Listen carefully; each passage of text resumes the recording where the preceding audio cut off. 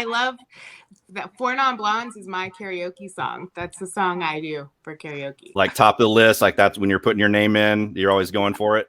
Yeah, if I've had enough to drink. Well, I mean, yeah, that's kind of mandatory. Usually not in public, it's with my friends, but that's my karaoke song.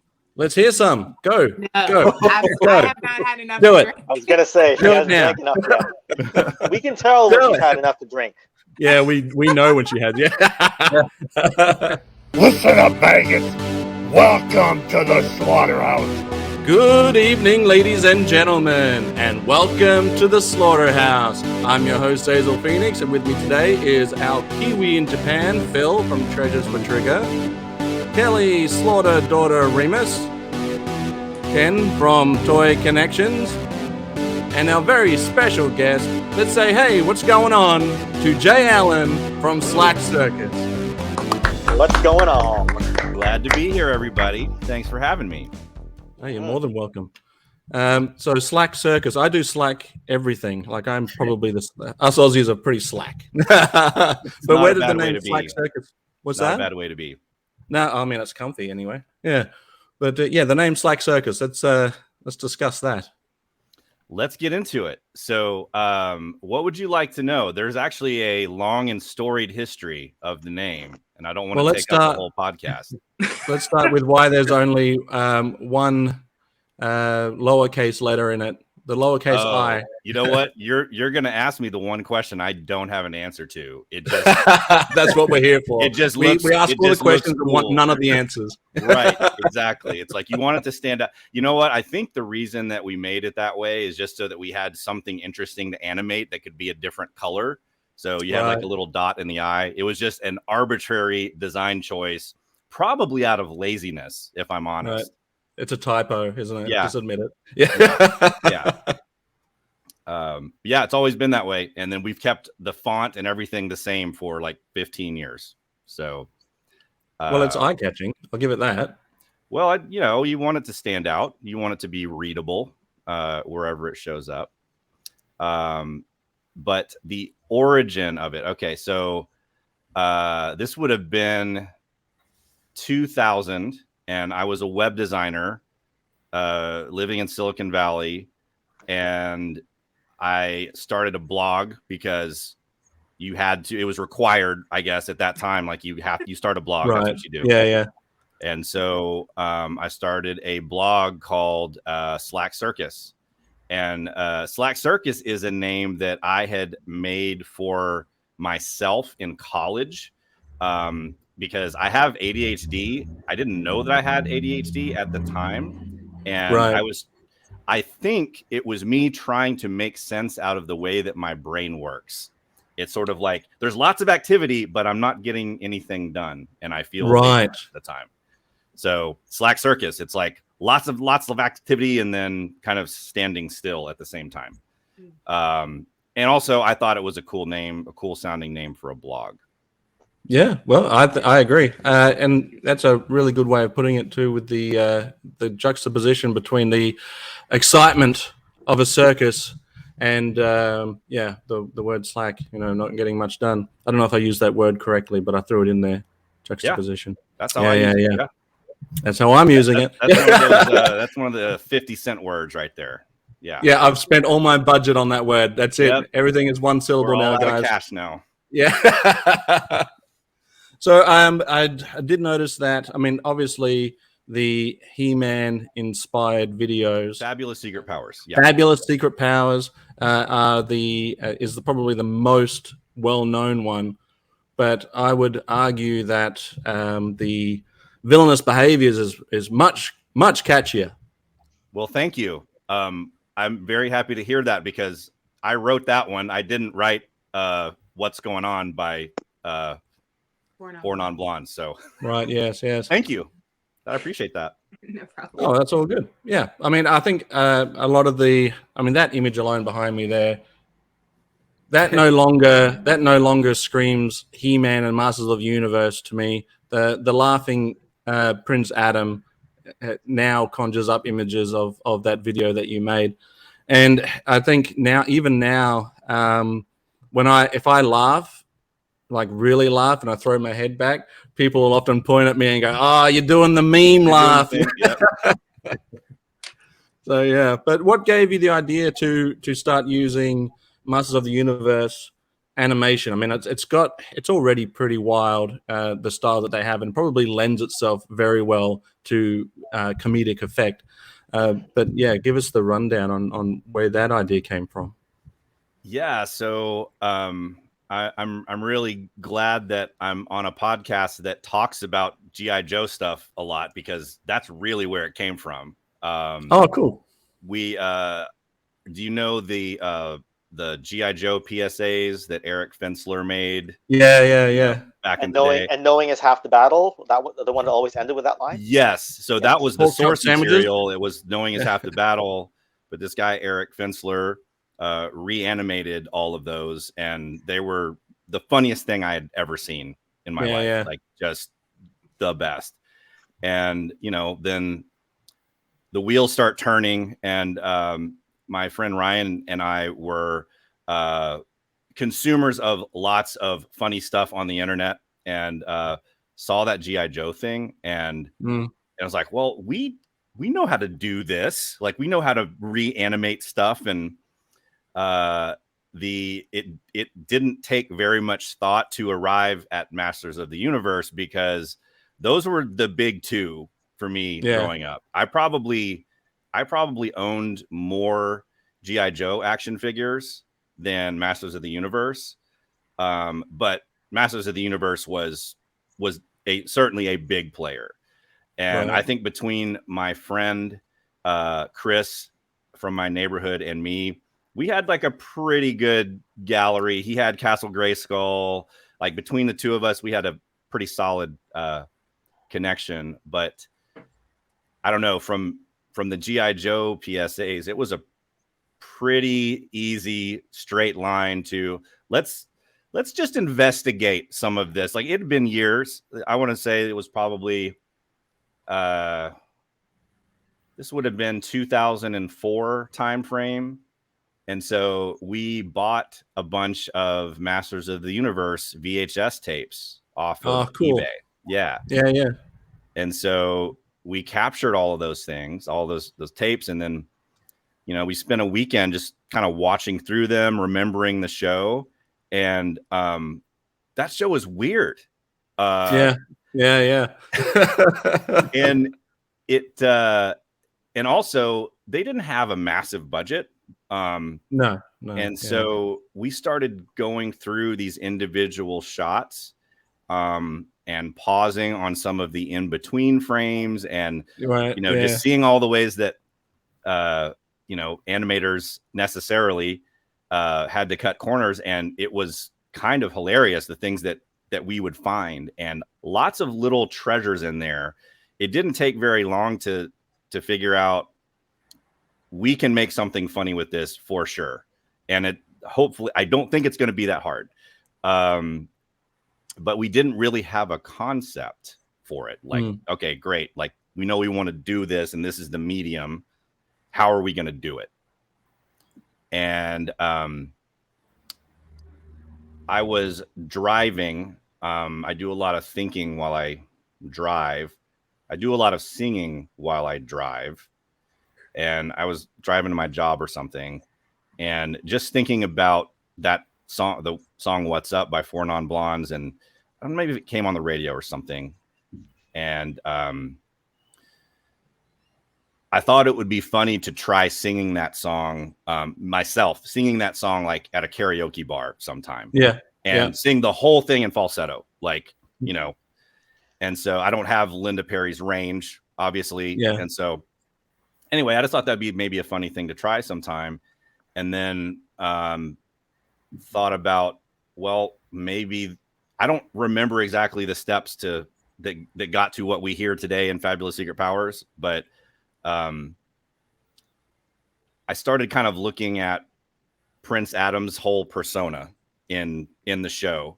And, he kind of has to live this secret life, and only 3 others share his secret. And, he kind of has to, act like he can't handle anything all the time. And I started thinking, what would it sound like if he just kind of let loose of all of that? Not in He-Man form, but if he just sort of, removed all of the barriers and all of the constraints, and he just decided to tell his story. So that was kind of the starting point for Fabulous Secret Powers. Interesting. Well, the song, whenever it comes on at karaoke, the Four Non-Blondes, it's always guys singing it, and it's always singing it like in this video. That's my karaoke song. Well, there you go. I love that. Four Non-Blondes is my karaoke song. That's the song I do for karaoke. Like top of the list, like that's when you're putting your name in, you're always going for it. Yeah, if I've had enough to drink. Well, yeah, that's kind of mandatory. Usually not in public; it's with my friends, but that's my karaoke song. Let's hear some. Go. No, Go. I have not had enough. Do to it. drink. I was gonna say she Do it hasn't now. drank enough yet. We can tell when she's had enough to drink. Yeah, we know when she has. Yeah. That's when the show ends. So the funniest part for me, it gets me every time. It got me when I first saw it. It over the years, the same place. It always gets me. And I was watching it again with my youngest son the other day, and it hit me again. It's just for me, the funniest part is where, for some unknown reason, it cuts to the kitchen and the cook's stirring his pot, and you can still hear everything that's going on in the other side of the room, and it's muffled, and he's just carrying on with his menial tasks. Oh, that's my favorite part. That's so good. Gets me every time. Are there? Sorry, I just want to cut in for a second. Are there ever any like copyright issues on using the animation? Does that ever come up? Or... Oh, okay. 100%. Yeah. In fact, I can't monetize that video because I don't have the rights to He-Man. And so it's kind of funny. I get a lot of people that comment on my YouTube channel that are outraged that all of the re-uploads got all of these views, probably more views than my version of it has. Right. And my thought is always, relax, everybody. Like the only entity making tons of money off of this are the folks that own the rights to He-Man, which I think is DreamWorks now, or so it's changed hands a bunch of times since I made the video. But yeah. So YouTube will let you use it. You just can't make money off it. And if you're interested in, building a channel where you're monetizing every video, it can be really difficult to make, it can be really difficult to do what you want to do. If you're doing some kind of commentary, or you're doing editorial, or you're talking about other people's content. It's kind of this middle area, right? Even though you're not like stealing it, you're talking about it. But because it comes up, it comes down to them and that rights holder and what they want, right? You could use 1 second and they could say, nope, sorry, YouTube. We'll be mad at you if you don't pull that down. Like, okay, well, you own it, so we'll pull it down, right? And most people go, well, it's hardly any usage at all. But okay, because the whole fair use thing is very gray. Like, it's not a firm thing. So, and I wouldn't be rambling about this if I wasn't talking to 4 other people who all have their own channels. Right. Yeah. It's something I deal with every day, right? Yeah, because we live it every day. Do they give you a warning before they take it down, or do they take it down straight away? It depends. So like if you've set your video to be monetized, then you'll get a warning that at least that the YouTube spiders found it and have Content ID has identified it as that. So you'll get that notice. But if you leave it out there for a while, they can just copyright strike it and take it all the way down. And there's nothing you can do about it. So there was I don't know if you might have caught this, Zazel. There's a guy named Wavy Web Surf that did a little. Yeah. Did you watch that video? I did. That was a great video. It was a great video. It was very well done. Yeah, except I saw that you also tweeted it and gave a thank you to the guy that produce that well produced video. But yes, go ahead. It's a great video. Everyone should check it out for a lot of backstory to do with this video particularly. But yeah, go ahead, please. Well, just kind of on the theme that we're talking about right now, Ken, with the video. So my video, posted that to YouTube in 2007, and another YouTube channel had re-uploaded the video and made an edited version of it, and that's the version that went viral, like that went crazy viral in 2010. And so you know, I had tried to reach out to the channel, and you said, hey, like, it's cool that you're using the video, but could you just add credit for me and just like put, you know, SLACKCiRCUS made this or whatever. And it seemed to be a dead channel. I didn't really know, or they weren't checking their messages, or, you know, YouTube messaging system really sucks and doesn't really work very well. And so so I filed a copyright claim through YouTube's copyright system, and they did what I didn't expect. Like, I thought that that was just maybe a more forceful way to get the channel's attention. But what they actually did, they didn't ask any questions. They were just like, it's gone. And so there was just this big message that said, this video has been removed due to a copyright claim by SLACKCiRCUS Studios LLC. And then the torches and the pitchforks came out and came to my channel, and it was a very interesting day. But yeah, I just remember. Yeah, sorry, go ahead. No, it's all that whole story and how it negatively impacted you when it was your own creation, how they came after you, particularly. It's mind-blowing how the internet works sometimes. Like, the internet's great for a lot of things, but it's also, you know, a stomping ground for a lot of negativity too. For sure. That's pretty terrible. Wow. Well, and the thing is, taking the video down or taking the copy down was never even my goal. I really just wanted them to add a credit, like, here's the channel that this came from. But you know, I started thinking about it. I was like, well, this was never my goal, so let's just put it back up there. I didn't really care. And plus, you know, if I'm honest, it's clear. I never would have cut my video that way. I never would have cut off the intro. And I don't think it ever would have gone viral like it did if it hadn't been cut that way. So, you know, I think everything worked out exactly the way it needed to. But yeah. Because the way the claim works is they just get an email, and then it's up to them what to do. So, like in my case, I've taken down a video, gone back to my source file, edited out certain parts, and re-uploaded it. But in their case, they probably couldn't do that because that was the core of what they were trying to accomplish, was reliant on you and what you produced. And then people just didn't understand that it was your edit to begin with. Right. It's either that, or he just uploaded the video and walked away and never came back to his channel. And still to this day, he's living in a cave or something. I have no idea. Oh, I see. It's a dead channel. I mean, there's 2 videos on the channel, I think. It's very strange. You know, you're right, because a certain amount of time could have gone by. He or she did not answer the message, and then YouTube just said, well, okay, we're cutting it off because you didn't answer. So you're right. It may not have been a manual pull from the channel. It may have been a manual pull from. Jay, you make an interesting point where it's more about the creative process and what you want to get out of the video creatively, rather than you wanting to put it out there and make any sort of you know, money or fame or whatever. Like, I don't do anything because I think I'm going to get famous. Otherwise I wouldn't get up early in the morning to sit down with you guys. It's all about, you know, having fun, enjoying what you're doing, and putting something out there that, you know, you have to like for yourself. And then if anyone else jumps on it and likes it, well, then that's just a bonus.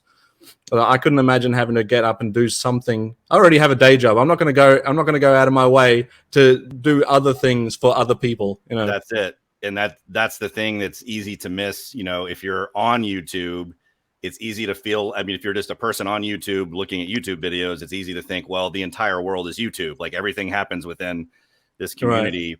And same for me. I've got a day job and, you know, do other stuff. And it's sort of like, oh, this was a fun side project. And I think the other part of it is kind of having an analog childhood. I'm 47. And so, I remember everything before the internet, and then I was on the internet when the internet started. Yeah. Yeah. And the idea of virality didn't really even cross my mind when we were making the video. That wasn't really happening then. And so it was like, all right, well, let's make something that we think is funny. Let's make something that we think our friends will think is funny. And that was kind of the end of it. It wasn't like, hey guys, I got this plan. Let's make a He-Man video and get famous on YouTube. Yeah. I don't think that was really happening back then anyway. No. It was sort of opened up. It's only really sort of become a really big money-making thing fairly recently when you think about it. Before then, it was just people uploading anything that they wanted to. It was like Wild West back then. You just do whatever you wanted. Wild West. So I do want to touch, I know we've gone a bit past it now, but that chef scene that you added into that, was that just a little bit of humor to add to it, or did you see it and go? So in the spirit of trying to save time, honestly, it was a time filler. We started getting lazy at the end, and it was we had all of the major blocks of the video done, and it was getting to the end. We had, I don't know, maybe 20 seconds left. Like, all right, the well is starting to run dry of all of this footage. Like, what are we gonna do? And it was a great it was a great time filler, but it made us laugh too. I mean, we wouldn't have done it if we didn't think it was really funny. And a fun kind of sidebar about that shot. There are probably sound designers out there that know way more about sound design than I do, and would have all kinds of fancy tools to get that effect to make the song sound like it's happening in another room. I had no idea how to do that. And so this was at my apartment in Dallas. And so I put my guitar amp at the other end of the house, and I played the song really, really loud on the other side of the house. And then I recorded it with a microphone in a different room. And so like what you're hearing is exactly what it sounds like, because that's what it is. That's great. How would you have gotten a guitar cord long enough? Because that's like a 30-foot cord, isn't it? Well, I just mean like I think I had a laptop hooked up to an amp just in another room, just into a loudspeaker. And then I had my workstation recording it in my normal studio room. Okay, I see. But I think that idea came from Monty Python, actually. In Monty Python and the Holy Grail, where it's got the guy, he's down in the dungeon and he's clapping. Like you hear the song happening upstairs. That's straight up like a straight rip off of that. That's what it is. Well, and that the chef does make a comeback at the end of the video. Not if you see the edited down one, but the longer version of that, he does come back, pokes his head through the door, makes another appearance, which also gets me. I recommend checking that one out. But like I said before, the catchier tune is the villainous behaviors, in my opinion. So where is that He-Man stuff? That's still He-Man, right? It is. Like, I cannot recognize the characters. No, so I tried something different, and actually I've been doing this on more of my recent videos, is choosing some minor character for Masters of the Universe that was only in one episode and basing the story around them. And an interesting thing that I found is don't tell anyone, but Copy ID or YouTube ID doesn't recognize those characters very often. Right. And so you can kind of, like, when I posted villainous behaviors, it raised no flags. It might still be set to monetize right now. I don't know. But I see you, YouTube spiders. I'm on to you. And you just gave me a golden nugget right now. Because why are the only 2 times I have ever received any like warnings from YouTube is on a Hulk Hogan entrance? It's got to be a reason why. Right? Hulk Hogan is very identifiable. Right. By the algorithm. Maybe I should try Doink the Clown or something next time and see if it actually. Yeah, right. Just play an entire Doink the Clown match with the audio and everything and see if they even notice it. I have I don't think anyone will watch it. I have a feeling that Yeah, WWE is onto that. Okay, fine. They always are. Phil, they're one of the stricter ones. But anyway. Yeah. Phil, you don't have those kind of problems, mate, because you just walk around Japan filming all the toys that you find. I just fumble my way around, just very amateur style. But I have actually had my Instagram account taken down straight away. I did some filming inside a store and took some video footage of some sort of animated high school student. They have an animation high school sort of range. It's a quite sort of dodgy line. So I took some video footage of those, and Instagram just cut me straight away. So yeah, I've had the experience, but not through YouTube. That's why your Treasures for Trigger is spelled with the number 4 now. That's right, and now that's why no one can find me on Instagram because I had to change the name. So yeah, right. Put it in your YouTube videos, like have it pop up on the screen. Treasures for Trigger spelled with a 4. Yeah, that's a good idea. Yeah, right. I do have the link in my description, but I don't know if anyone actually reads the descriptions. They just or tell them to read the description. Say you can find me and you can find. I hope they read it. I put a lot of effort into what I put in my description. Read the descriptions, guys. I feel like 15% of people actually read descriptions, but I don't know.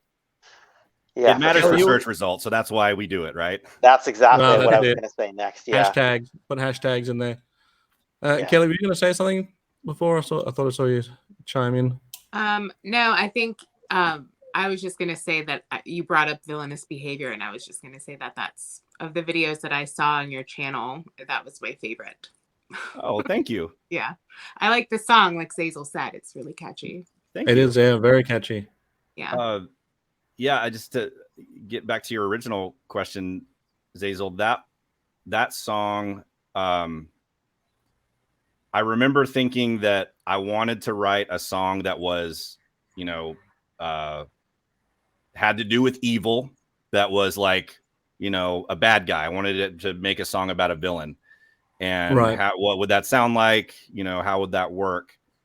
And so I start kind of scrubbing through my Masters of the Universe archive, and there's this one guy, that in one episode, he has like the John Waters mustache and he just looks like the stereotypical Bill. He looks like the guy that's like tying the damsel to the railroad tracks, like obvious of a villain, right? And so there was enough footage of this guy to make a whole story around it. And I remember thinking that, what if it was a video game villain, like one of the bosses in a video game. And so I started playing with some synths, some arpeggiator sounds, and all of this stuff, and trying to make it sound a little bit video gamey. And then I don't really know, like whenever I'm working on a song, I do a lot of research. It gives my listening selections a little more purpose, which I really enjoy. But I'll go and find, try to find some examples of songs that I would love for it to sound like. So at that time, I listened to a lot of David Bowie.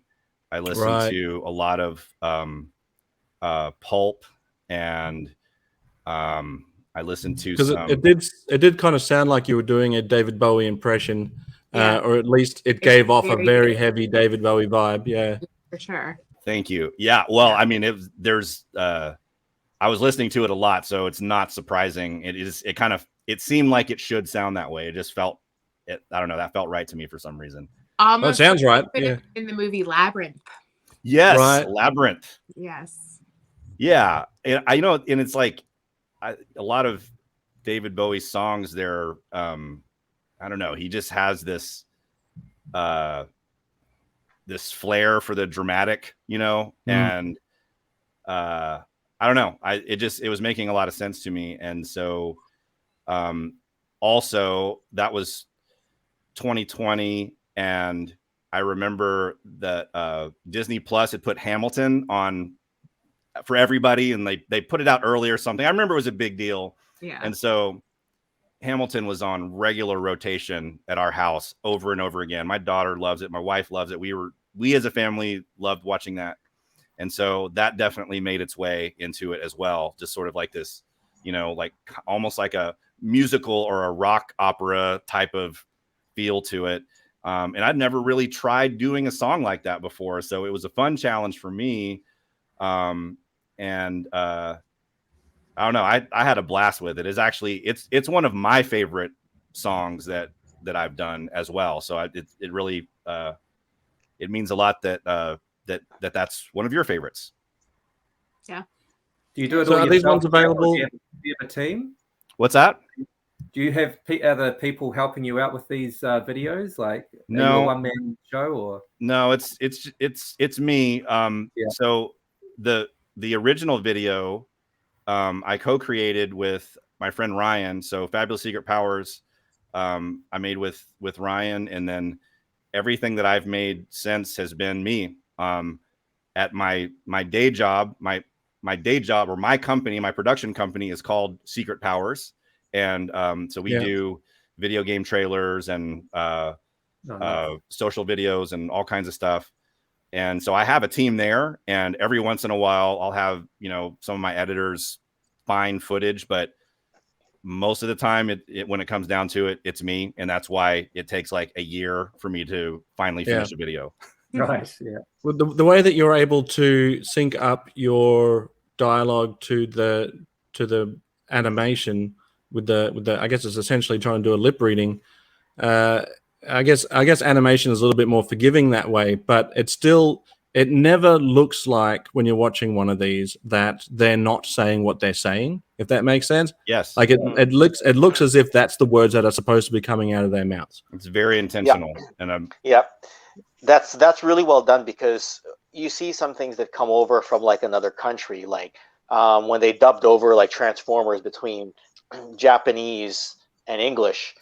Sometimes the lip movements don't quite work, and I guess maybe that's why Optimus Prime has a faceplate on. I don't know. Made it convenient. But I've always theorized. But I've seen it before where it doesn't sync up perfectly, and sometimes I've seen it so bad where it's completely off, right? Yes. To the point like the person stops talking, or the character stops talking, and the lips are still moving for another 3 seconds. Yeah. Like I've seen that on like a produced episode that I watched as a kid. It's very normal, right? I mean, that's sort of like what if you watch anime, that's sort of what we're used to seeing, yes. A bunch I tried watching Gundam Seed in English, and I was like, why is it that I'd rather watch this in another language? Maybe because I can just believe it more. I don't know what it is. I couldn't stand it. Then I watched it on DVD in original Japanese with subtitles, and I loved it after that. Not everyone does, but that's a whole other topic. But when I tried to watch the English dub, because that wasn't what it was originally designed for, it's gotten better. Like if you remember old episodes of Speed Racer, they're like, "Oh my gosh, Speed, we're gonna go down the track, and if he gets the track, they're trying to fit, an entire paragraph into this many lip flaps." Yeah. And that's why they talk so fast. Yes. That's it. Yeah. It's not caffeine. Yeah. And nowadays, they will, there's a little localization is more in mind, I think, than it was back then, in the Speed Racer days, and dubs have gotten a lot better. But I know, in our, we work for a lot of Japanese game publishers, and the subs versus dubs debate is a very passionate one, as you probably know. For that reason, because it's like, well, you can't hear the original expression, and the dub though is, it's never going to capture it in exactly the same way. Right. a lot of my friends are English voice actors that dub anime, so that's why I have any amount of opinions or knowledge on this, because I hear about it a lot. Well, you're not just redubbing straight up episodes, though. You're putting a lot of extra work into. And that's the difference. It's frame by frame. I'm reanimating frame by frame, and that's why it looks the way that it looks. Yeah, that takes a lot of time. Yes, it does. A year, I'm hearing, up to a year. But you also do have well, I saw the one where it's like a love story. Again, that one, it's a great video. But that was one of those ones I was like, I'm almost certain this is still Masters of the Universe, but I've never seen these characters before. Random characters, yeah. But the fact that you were able to get a fully cohesive story or music video out of just one episode of a side character that's not even part of the main cast that's the creative mind is a wonderful thing. Well, this is a case where the way that those episodes are created and the fact that they were kind of low budget definitely works in my favor on the process part of it, because for example, every time there's a close-up of a character that's talking, their head doesn't move. It's completely locked off. Just their mouth is moving. And so what I do is I go in and I have a cut for every single mouth shape. So every consonant, every vowel sound. And so, once I've done one shot, like let's say once I've animated dialogue for one shot, then I kind of have a little library. So I have all of the mouth shapes that I need, and I sort of label them. And, I have like C's and V's and O's and E's and all of that. Right. And then it does pick up the pace, or it creates an efficiency for subsequent shots that I use, where it's using, the same facial expression, the same everything. And because they're locked off, it makes the post-production or the visual effects part of it really easy. So since their heads don't move, there's a lot of these shots where you can't see this, and it's intentional that you can't see it. But usually I will trace the character's head, and then I will put a static background behind them, because, let's say Prince Adam is riding on the attack track, and behind him is the moving background, right? So when I'm picking up these mouth shapes from different points in the video, if you play it back, the background's going to be jumping around. Right. So I'll trace around the character and put the original background back in it, so you can't tell what I'm doing. And I had no idea that's what you were doing. That's great. It's seamless. It doesn't look like it. You put so much work into it that it looks like there's no work that's been put into it. I mean that as a compliment. You have no idea how much that means. I mean that as a compliment. Yeah. It would be easy for someone to just assume that you're putting straight up images up and putting your words to them, but you're actually putting some like a lot of work to it. Yeah, and like I said, the way that it was created originally does make the job a lot easier. With modern animation, you couldn't do this very easily. Right. I mean, it would take a long, like if you picked up, Adventure Time or new cartoon, it would be very difficult, because they're animated frame by frame and it's beautiful. And there was a one shot in Villainous Behaviors that I really struggled with. It took a very long time, and it is when the giant breaks the other characters out of jail.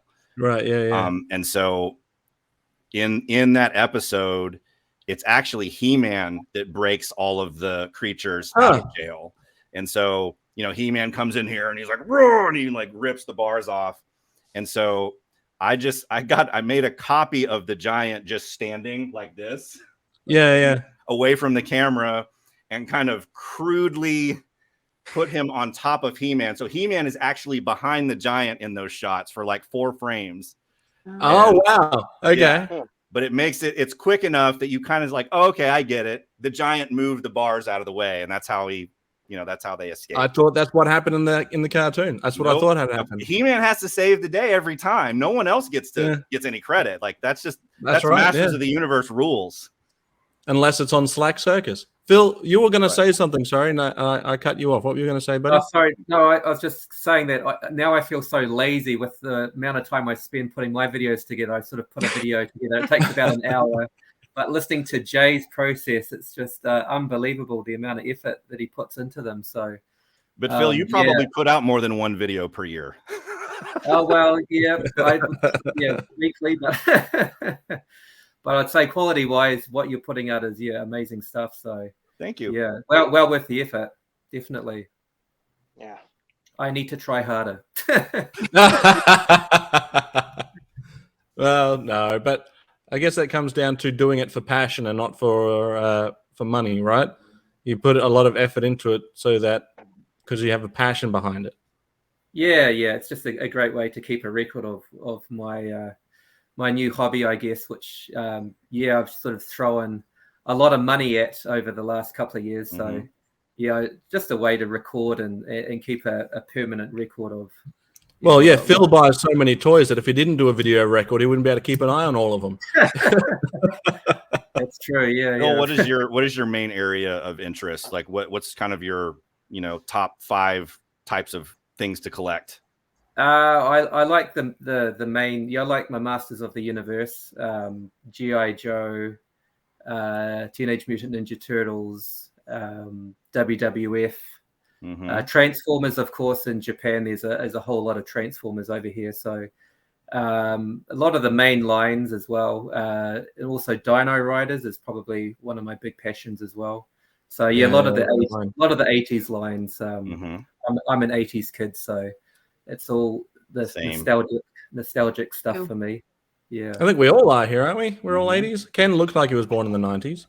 Well, that's the thing, right? Like I'm almost a 90s kid because I was 7 years old when the 80s ended. So it's like one of those things where like I remember the 90s just as well as the 80s, but the 80s just seemed cooler. I don't know if I was just younger and more absorbing of stuff, whereas in the 90s is where my cynicism started. I'm not sure what it is. It started early then. yeah, it would have started early. But that's the way it is. And Phil, you collect a lot of the same stuff I collect, so it makes for good conversation sometimes. The golden era. The golden era. That's it. Golden era collecting. Kelly only collects what her dad drops off, and she doesn't appreciate it. I appreciate it. I just don't need it. I mean, it's a lot. I misspoke. Sorry, Kelly. I didn't mean you didn't appreciate it. You know what I mean. Yes, I know what you mean. But to be clear, I do appreciate it. I just don't have to pay for it.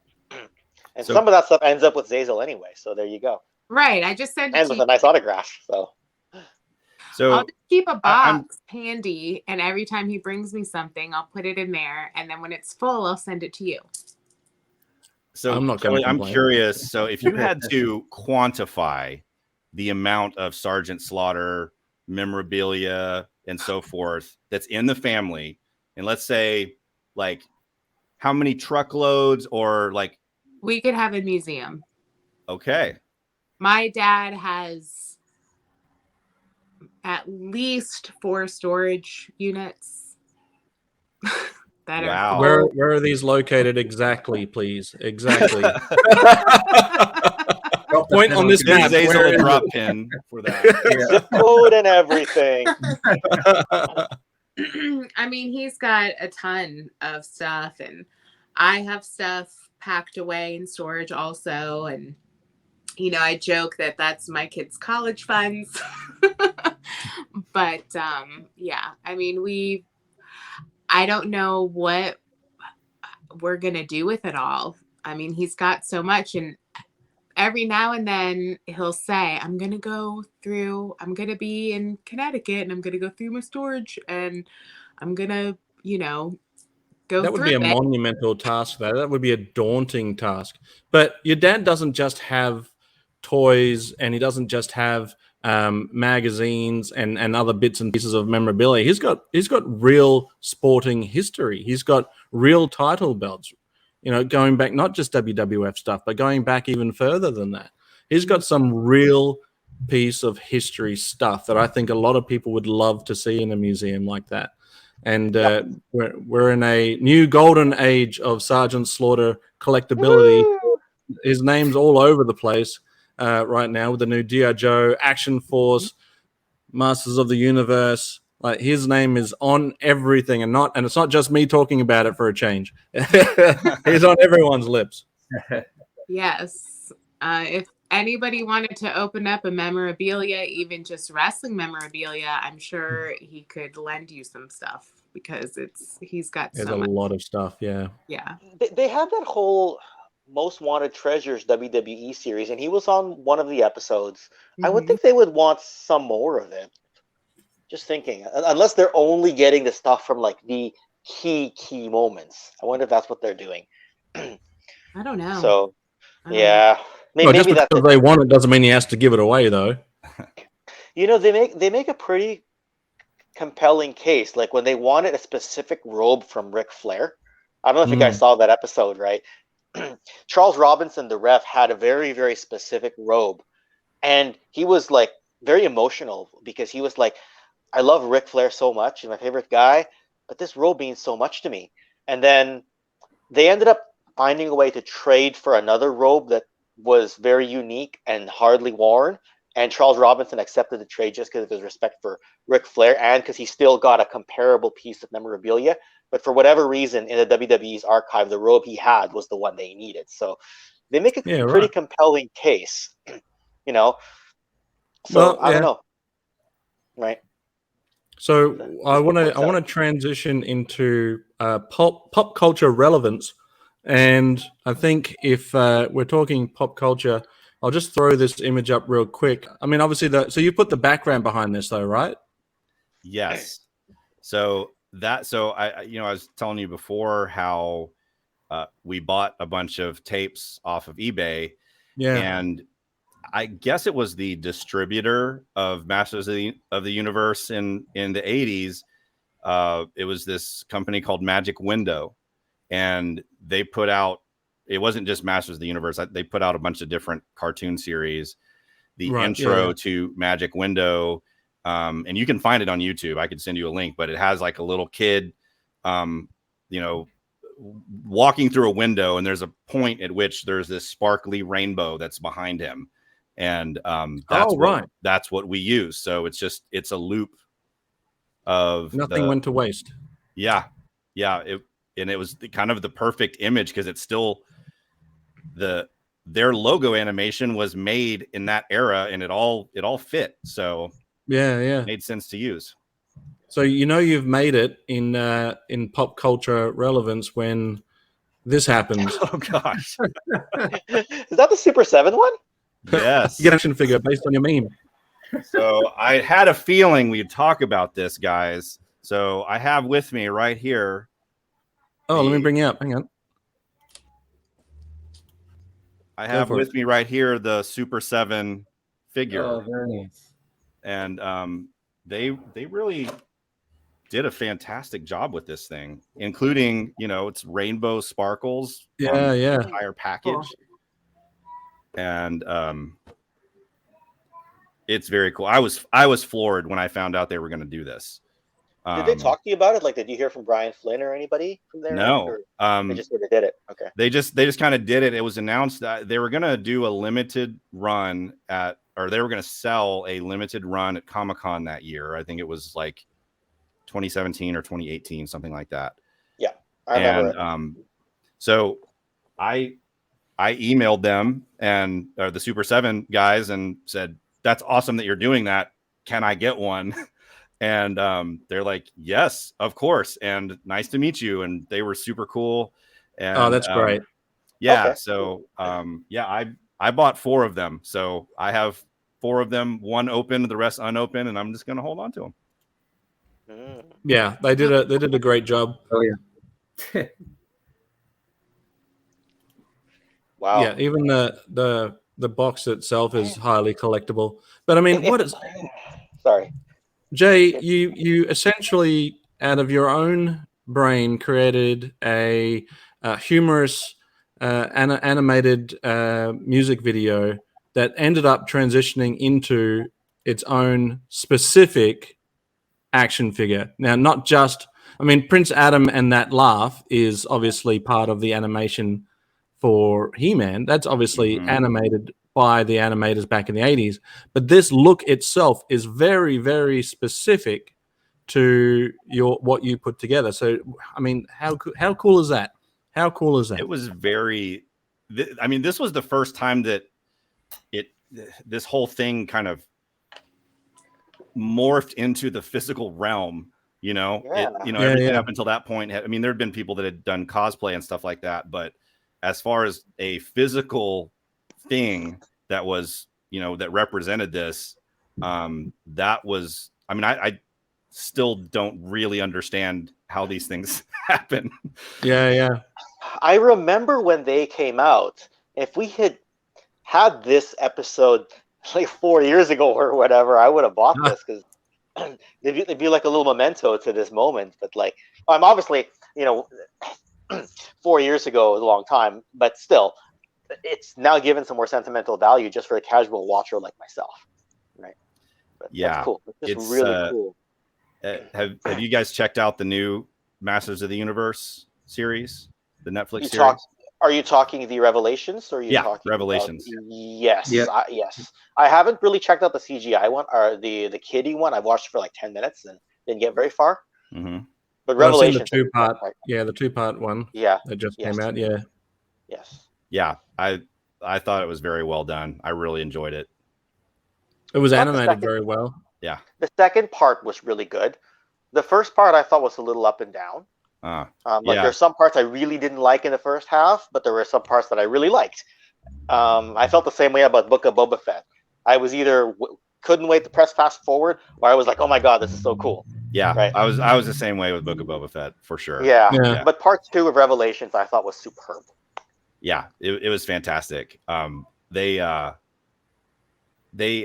named one of the episodes. This was another one of those moments of kind of things crossing over into the real world for me, but they named one of the episodes "Hope for a Destination." Right. The lyric, right? And I'm like, okay, yeah. I see you. That's so good. Oh man! So you know Kevin Smith was watching you. Somebody on that team was, but Netflix had done a little promotion that was that referenced the video, and so it was kind of like, and they reached out to me about it, and I think it was one of those things where it's like, well, you can't rewind. There's a lot of the folks, and especially like younger kids who grew up on YouTube that don't know Masters of the Universe at all, but they know this. Yeah. And so I think Netflix was thinking, well, we can't really, promote a Masters of the Universe show without making some kind of reference to this, to make it relevant. So they made this little ad that used my song, but they took all of the lyrics out of it because they didn't want to pay Linda Perry, presumably. Right. So yeah, everyone after a certain generation does know the meme more than they know where it's come from. I've worked with people that are younger than I am, which also feels like everyone I work with is younger than I am these days. But they're like, oh yeah, I know the meme. I was like, have you heard of Masters of the Universe? No, never heard of it. Do you know who He-Man is?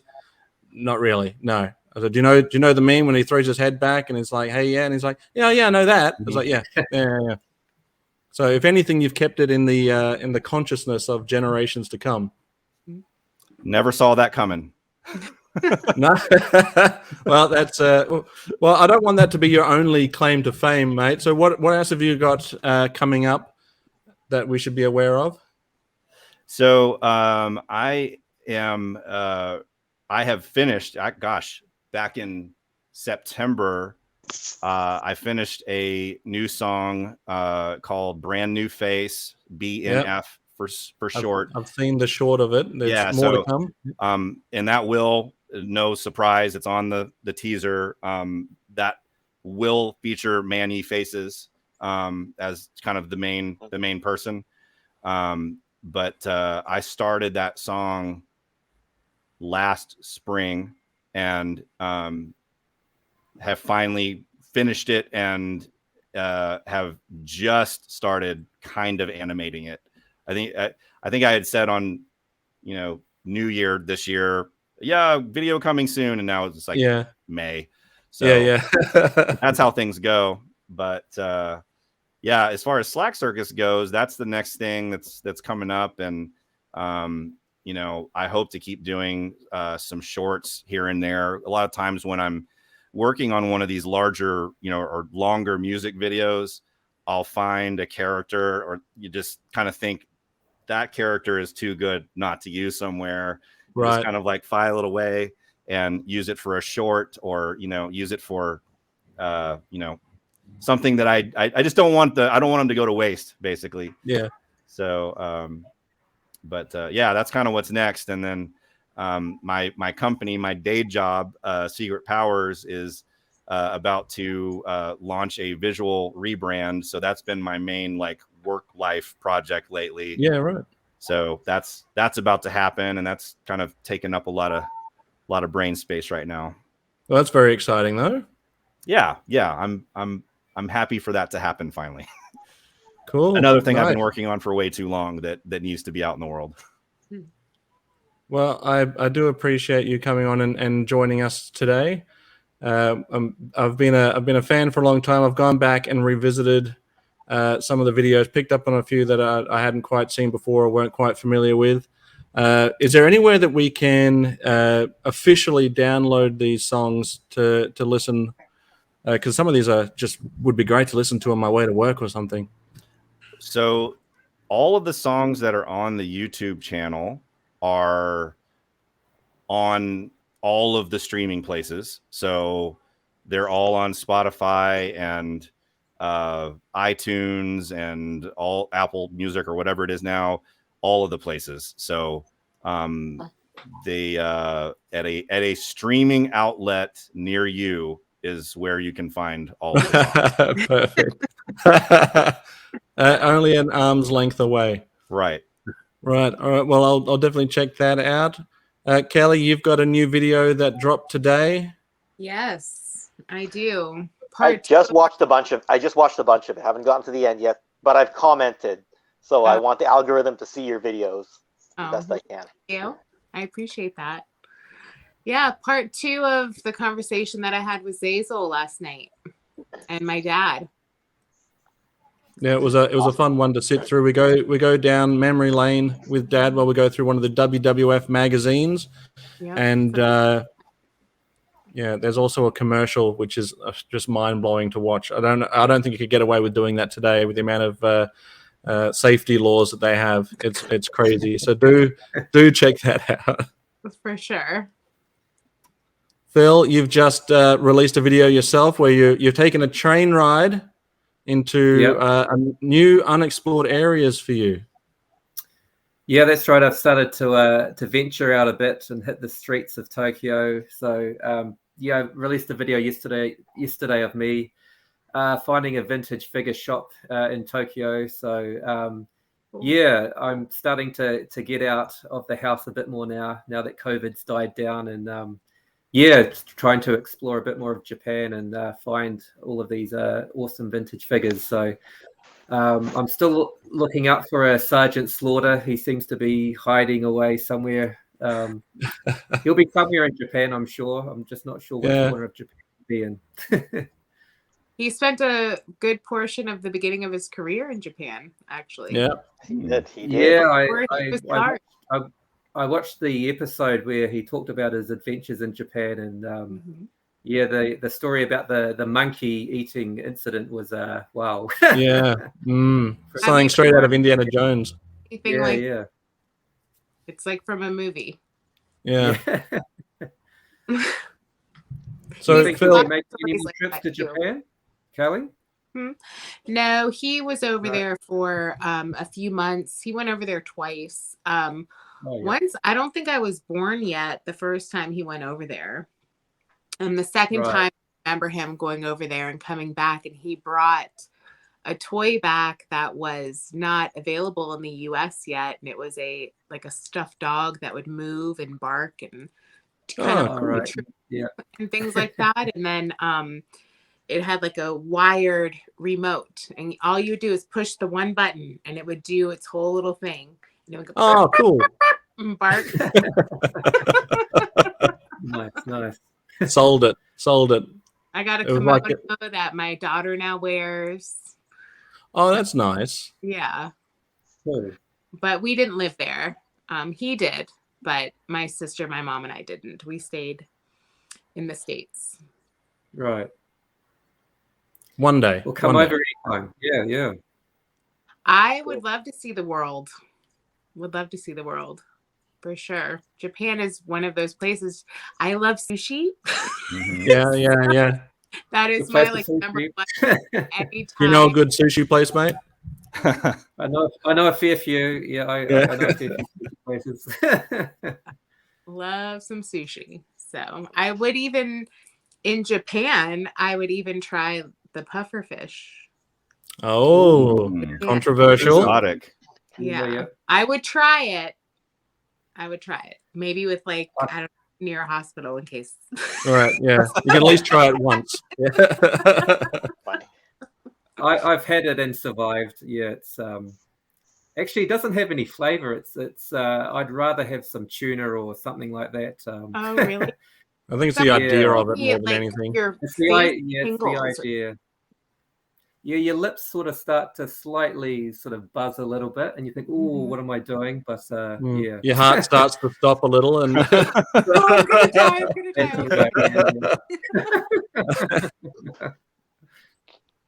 I was actually supposed to visit Japan before COVID hit, and then COVID put an end to all of that. Yeah, we're all supposed to go over there, but that didn't happen. Maybe soon. We never know.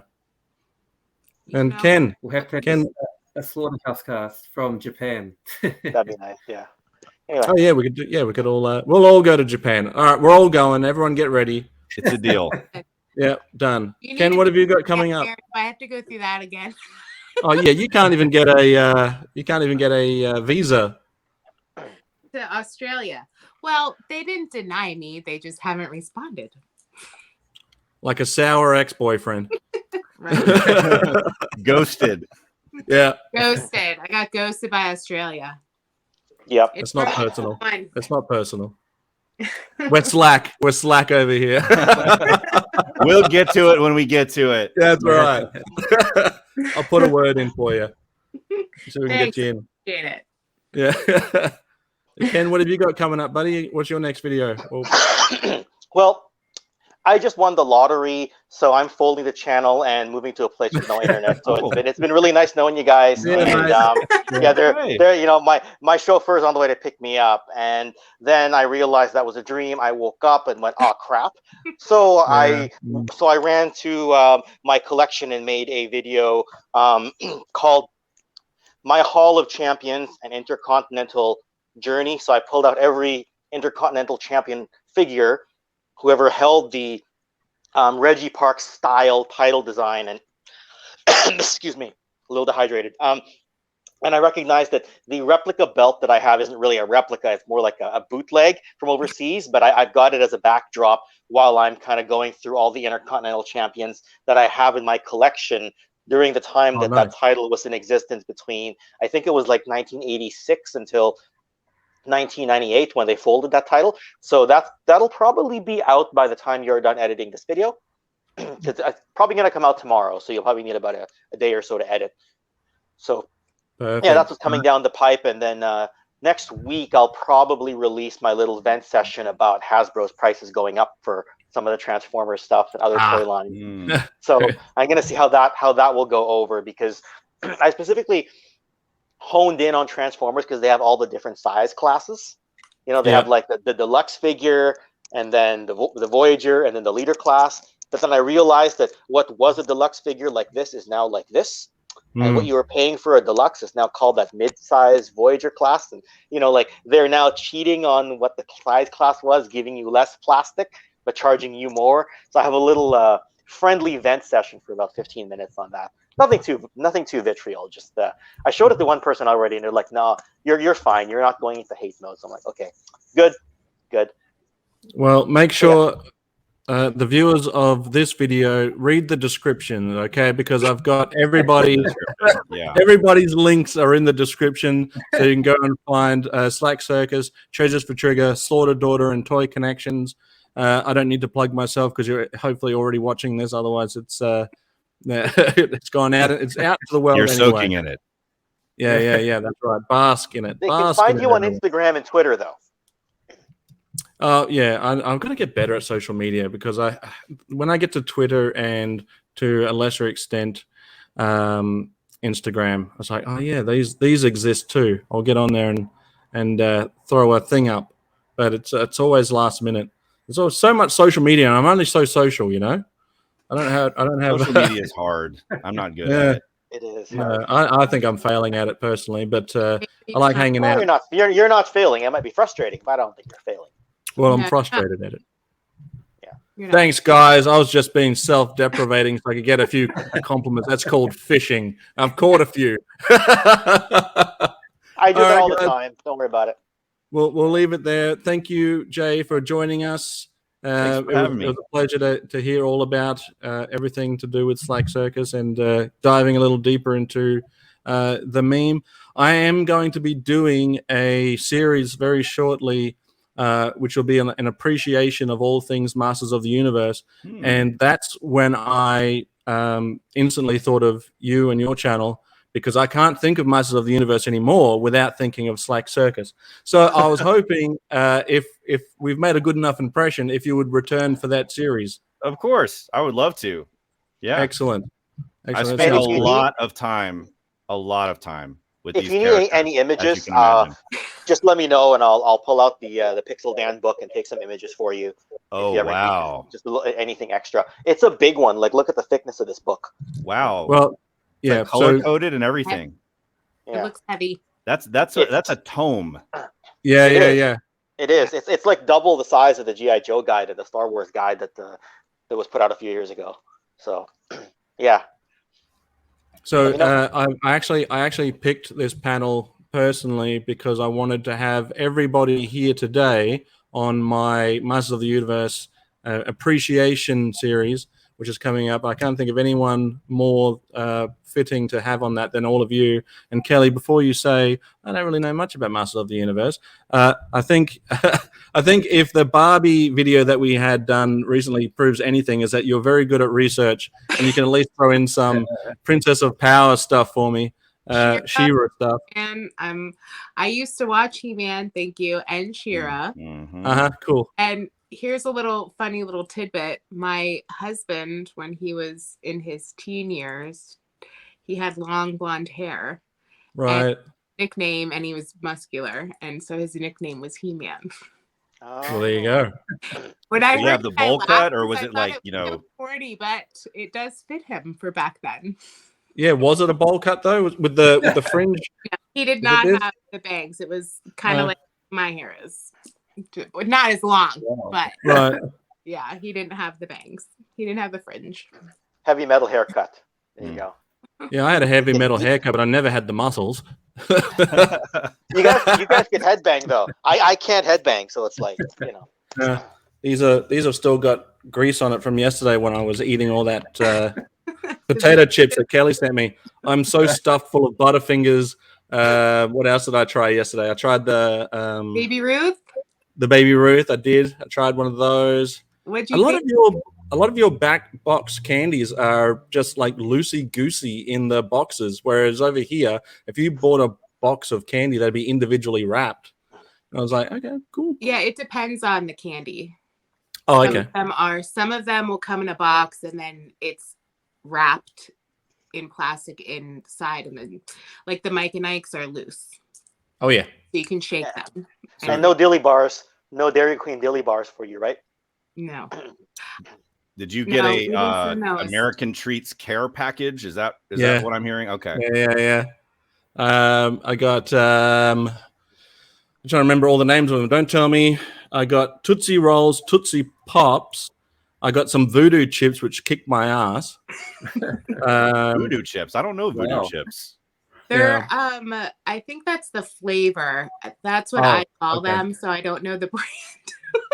Okay. The other ones are like called Evil Eye or something like that, but they're from Louisiana. Oh, is it like hot potato chips or something? Yeah, kettle chips. Hot kettle chips. All right. Yeah. Oh gosh, what else did I have? I had a Mike and Ike's. I had those. A few different popcorn, cheesy popcorn. Isn't that good?